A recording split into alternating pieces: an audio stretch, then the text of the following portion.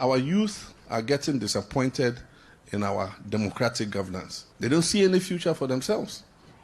Youth unemployment has been a problem for governments all over the world, but it's particularly a problem for governments in Africa. We have 12 million graduates coming out of universities and tertiary institutions all across the African continent. And yet we are producing between 6 and 7 million jobs a year. And so what happens to the other 5 million graduates who cannot find employment? And it's beginning to show in other countries. In Nigeria, they had the SARS movement. It was like a rebellion against police oppression.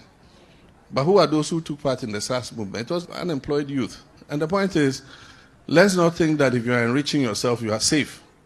When the youth rise up, they think that everybody who is living a good life is one of the people oppressing him. That's why he cannot get a job. And so in Nigeria, they went rampaging the streets. If you're driving a nice car, they'll break your glass and molest you. Meanwhile, you probably are not part of government. You're a doctor or something. Your hard-earned money has bought that Mercedes-Benz car. But when they see Benz, they say, hey, it's because of him we can't get jobs. We must not allow that situation to happen in Ghana. In Ghana, it's more civilized. Fix it. What have they done? They've not gone on rampage. They've not destroyed anything. And so what we should be doing as leaders is listening to them. Because these are our children, the youth of this country. Fix it is not a problem of only MPP. It's a problem of Ghana, all of us.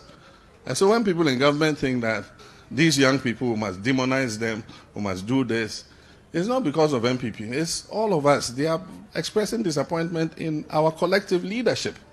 And the earlier we listen to them, dialogue with them, if I was president, call a national strategic meeting on how we can create youth employment, sustainable jobs, because no one party has the answer. One of them has dropped out, a fear something, because she's been so hounded she can't take it anymore. And so she says, it's okay, I've dropped out. But her dropping out has not solved the problem of youth unemployment. It's still there, staring us in the face. And the government communicators go and lie that I have given them £85,000 and I've given them 1.5 million CDs for their demonstration. Absolute lie. Those old Machiavellian tactics don't work. I haven't given Fix It one single CD. And yet to demonize their leaders, create the impression that their leaders have collected money so that you can detach the leadership from their following. For me, I take them seriously because those young people are our children. And whether you demonize them or not, the problem of youth unemployment remains and will continue to grow. I'm raising all these issues because I think you, as our fathers and as a moral voice of society, should be conscious of what is going on. There's growing insecurity because young people don't have jobs. Many of the armed robbers they are arresting today are our children. They are Ghanaian youth who have dropped out of JSS and SSS or who have finished tertiary institution and have no opportunity to find work. Formerly, if there was an armed robbery, you said, oh, it was Nigerians. Today, when you see you catch armed robbers, you find our Ghanaian youth amongst them.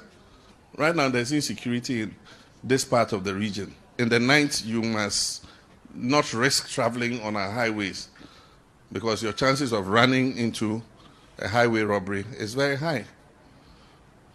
And so these are all things that we need to be mindful of. We are the opposition, and we're ready to play our role. Not to obstruct government, but one, to hold government accountable, and two, to collaborate with government where they are doing the right thing in order that life will be better for our people. Because one day, however long it takes, we will take the administration of this country again. And the country must survive so that when we come into office, we'll be able to continue from where whoever left off.